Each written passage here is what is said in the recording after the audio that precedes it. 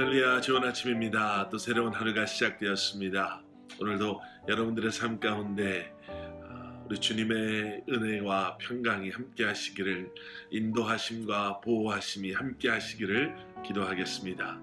오늘은 10월 15일 금요일입니다. 오늘 우리에게 주시는 하나님의 말씀 욥기 8장 우리 1절부터 7절까지 말씀 우리 먼저 함께 보시고 또 말씀 나누도록 하겠습니다. 수아 사람 빌닷이 대답하여 이르되 내가 어느 때까지 이런 말을 하겠으며 어느 때까지 내 입의 말이 거센 바람과 같겠는가. 하나님이 어찌 정의를 굽게 하시겠으며 전능하신 이가 어찌 공의를 굽게 하시겠는가. 내 자녀들이 주께 죄를 지었으므로 주께서 그들을 그 죄에 버려 두셨나니 내가 만일 하나님을 찾으며 전능하신 이에게 간구하고 또 청결하고 정직하면 반드시 너를 돌보시고 내 의로운 처소를 평안하게 하실 것이라. 내 시작은 미약하였으나 내 나중은 심히 창대하리라. 아멘. 아멘.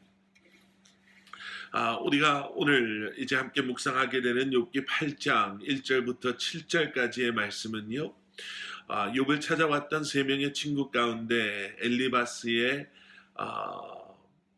욥을 나름 위로한다라고 했던 그러한 엘리바스의 대화 아니면 말이 끝나고 또 그것에 또 반응하며 이야기했던 욥의 이야기를 듣고 있었던 세 명의 친구 가운데 한 사람인 수아 사람 빌닷이 이제 말하기 시작하면서 8장이 시작이 됩니다. 수아 사람 빌닷이 욥과 엘리바스가 나누는 대화, 그리고 또 그 가운데 고백되어지는 욥의 그러한 이야기들을 듣다가 어떻게 보면 더 이상 참지 못하고 이제 말하기 시작하죠. 오늘 본문 2절 말씀을 보면 빌닷이 이렇게 말을 엽니다. 내가 어느 때까지 이런 말을 하겠으며 어느 때까지 내 입의 말이 거센 바람과 같겠는가. 이것을 들어보면요, 빌닷이 듣다가 참다 못해 나도 좀 한마디 해야 되겠다라고 치고 들어오는 것을 우리가 아마 이렇게 추측해 볼 수 있을 것입니다. 네가 언제까지 이런 이야기를 할 것이며 어느 때까지 내 입의 말이 거센 바람과 같겠는가 라는 이 이야기는 다시 이렇게 해석을 해보면은요, 빌닷이 욥에게 이제 더 이상 그런 이야기 집어치어라 라고 이야기하는 것과 같습니다. 거센 바람과 같다 라는 표현은 어쩌면 그렇게 교만할 수 있고 어떻게 그렇게 함부로 하나님 앞에서 말할 수 있냐라는 그러한 빌닷의 책망과 같은 이야기지요. 어떻게 보면 빌닷은 지금 이 모든 것이 탐탁치 않은 것입니다. 빌닷의 눈에는 엘리바스가 욥에게 해준 이야기도 사실은 이렇게 심하게 이야기할 수 있을까?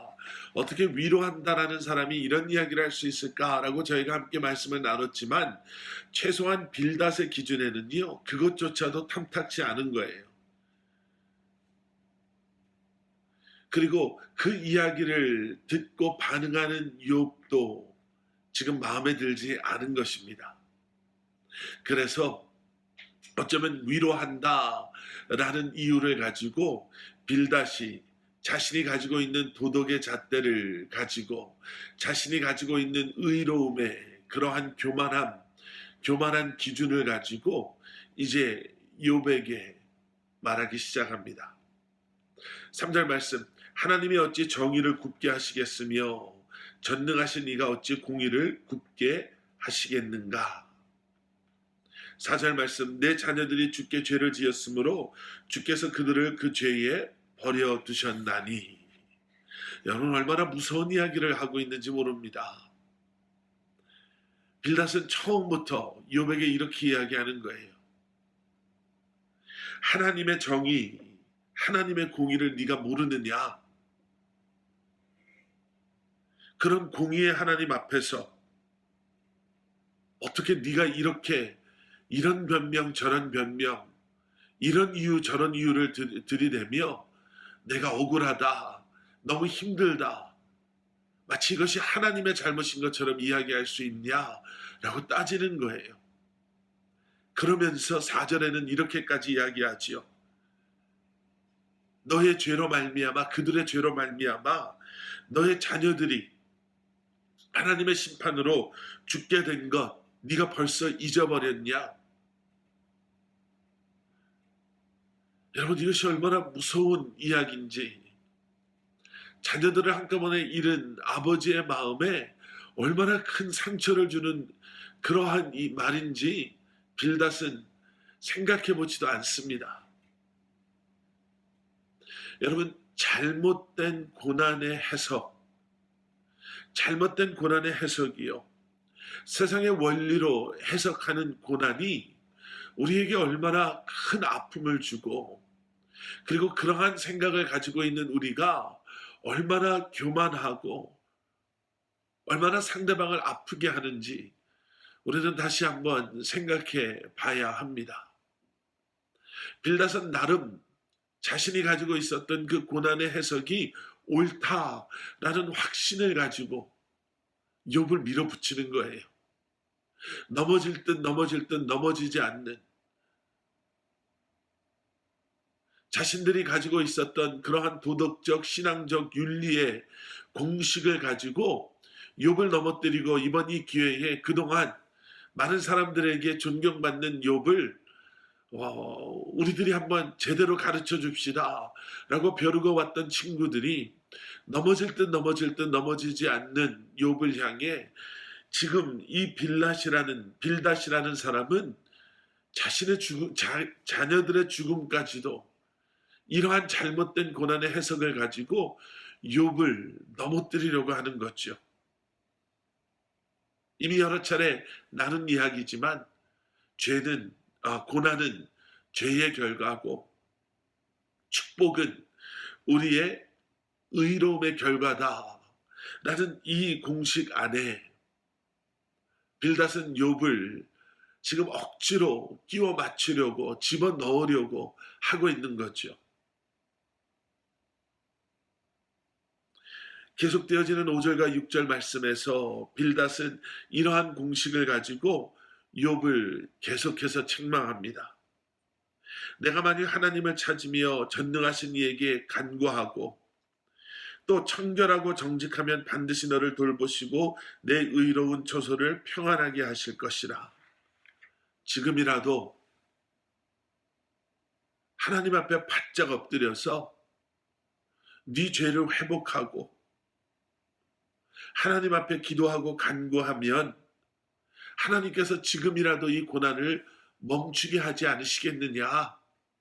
그런데 왜 아직 이러고 있느냐라고 이야기하는 거예요.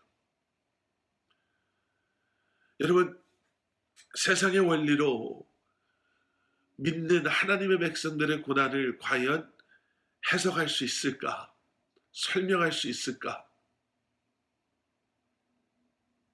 믿음 안에서 열심히 최선을 다해 살아가지만 우리의 뜻하고 우리가 계획하고 우리가 원하는 것과는 달리 우리의 삶이 흘러갈 때 과연 우리는 이러한 세상의 잣대를 가지고 우리의 삶을 하나님의 뜻이 아닌 세상의 그러한 잣대를 가지고 설명하고 풀어낼 수 있을까? 욥의 친구들은 하나님의 이름을 이야기하며 철저히 세상적인 방법을 가지고 욥을 위로한답시고 책망하고 욥의 이 모든 것을 비판하고 있는 것이에요. 여러분 때로는 설명할 수 없는 고난이 우리를 찾아올 때가 있습니다. 때로는 설명되지 않는 아픔이 우리를 너무나도 힘들게 할 때가 있습니다. 그리고 그 모든 것을 그저 허락하시고 때로는 바라만 보고 계시는 것 같은 하나님이 너무 원망스럽고 너무나도 실망스러울 때가 있죠. 그런데 그것을 세상의 방법으로 풀려하지 마십시오. 우리가 이해할 수 없는 하나님의 주권과 하나님의 우리를 향한 계획하심이 무엇인지를 다른 것이 아닌 예수 그리스도의 십자가 앞에서 말씀을 통해 여러분 알고자 하는 간절한 믿음의 고백이 그때 우리의 입술을 통해 우리의 삶을 통해 고백되어지기를 다시 한번 기도하고 다시 한번 우리가 기억해야 할 것입니다. 오늘 본문 말씀은 마지막에 이렇게 마무리가 됩니다. 내 시작은 미약하였으나 내 나중은 심히 창대하리라. 오늘 말씀을요, 이 한 절을 가지고 그동안 우리가 들어왔던 그리고 우리에게 익숙한 그러한 해석으로 마무리하면 참 말끔히 깨끗하게 해결되어질 수, 마무리되어질 수 있을 것입니다. 이렇게 미약하고 힘들고 어려운 그런 상황 속에 있는 욥이지만 결국에는 하나님의 큰 은혜 가운데 창대히 해피엔딩으로 이 모든 것이 끝날 것입니다. 그리고 이 말씀을 가지고 많은 목사님들이 개업을 하는 아니면 뭔가 새로운 시작을 시도하는 성도님들과 함께 나누며 또 말씀을 통해 격려하고 또 축복하는 여러분 그러한 말씀으로 많이 사용되어지는 것 여러분들 아시죠? 그런데 사실은 우리가 지금까지 쭉 묵상해온 말씀의 흐름을 이 맥락을 따라 이 말씀을 이해해 보시면 그리고 이 말씀을 하고 있는 사람이 빌닷이다. 그리고 지금까지 빌닷이 무슨 이야기를 하고 있었는가를 다시 한번 기억해 보면 이 말씀은 그렇게 사용되어진 말씀이 아님을 우리는 알게 됩니다. 빌닷은 욥을 정죄하고 책망하고 죄로 말미암아 이렇게 되어버렸음을 이야기하면서 지금 너의 이 미약하고 비천하고 고통스러운 현실을 다시 한번 좀 들여다 봐라 라고 이야기하는 거예요. 그런데 그럼에도 네가 네 죄를 회개하고 인정하고 그리고 하나님 앞에 나아가면 앞으로는 창대해질 수 있을 것이다 라는 이야기를 하고 있는 거죠. 절대로 틀리지는 않은 그러한 이야기입니다. 우리의 삶이 우리의 모습이 비록 미약하고 부족하고 연약하고 비천하더라도 하나님께서는 창대함을 이루시는 하나님이시고 우리를 향한 선한 계획을 이루시고 완성하시는 하나님이시기에 우리의 현실이 부족하고 미약하더라도 우리는 실망할 필요 없이 주님을 바라보며 주님의 계획하심을 기대하며 믿음 안에 살아갈 수 있어야 할 것입니다. 그런데 창대함이 목적이 되어서 다른 것, 그저 지금의 불편함을 벗어나기 위해 고난이 내게 왜 주어졌는지 이 연약함과 미천함을 통해 미약함을 통해 하나님께서 나를 어떻게 단련시키시고 나를 어떻게 변화시키실 것인가에 대한 고민도 기대도 그렇게 하나님을 신뢰하는 마음도 없이 내가 이렇게 하면 내 삶을 창대케 하시겠지. 내가 더 열심히 섬기고 더 많이 드리고 내가 이렇게 기도하고 교회 빠지지 않으면 하나님께서 이 고통을 다 가져가 주시고 내게 복 주시겠지라는 막연한 생각이 앞서간다면 그것은 세상 사람들이 미신을 쫓아가며 점쟁이를 찾아다니며 부적을 품고 다니는 것과 전혀 다르지 않을 것입니다. 창대함이 목적이 아닌 하나님의 계획과 하나님의 사랑을 분명히 알므로 내가 주님의 계획하심, 주님의 뜻 가운데 매일매일 주님의 영광을 위해 살아가겠습니다.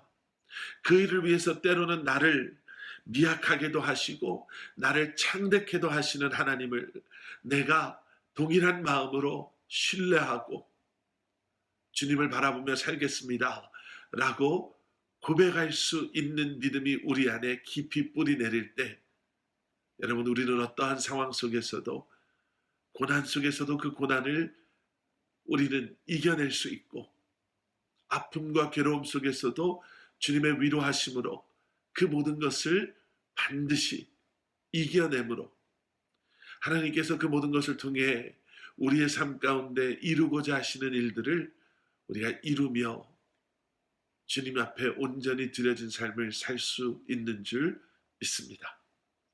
우리 함께 기도하시겠습니다. 사랑의 아버지 하나님, 세상에 그러한 잣대와 원리가 아닌 다시 한번 아버지 하나님 주님을 바라봄으로 말미암아 늘 우리와 함께 하심으로 우리의 삶의 수많은 경험들을 통해 우리를 하나님의 백성으로 세워가시고 그러한 우리의 삶을 통해 영광 받으시기를 기뻐하시는 주님의 이름을 높여드리며 그러한 주님의 계획 안에 거하며 살아가는 저희를 되게 하여 주시옵소서. 우리를 창대케 하시고 우리를 통해 영광 받으시기를 기뻐하시는 주님을 기억하며 오늘 이 한 날도 어떠한 상황 속에서도 낙심하고 실망하고 포기하지 아니하고 주님과 동행하는 저희들 되게 하여 주시옵소서. 예수 그리스도 이름 받들어 간절히 기도드렸사옵나이다. 아멘.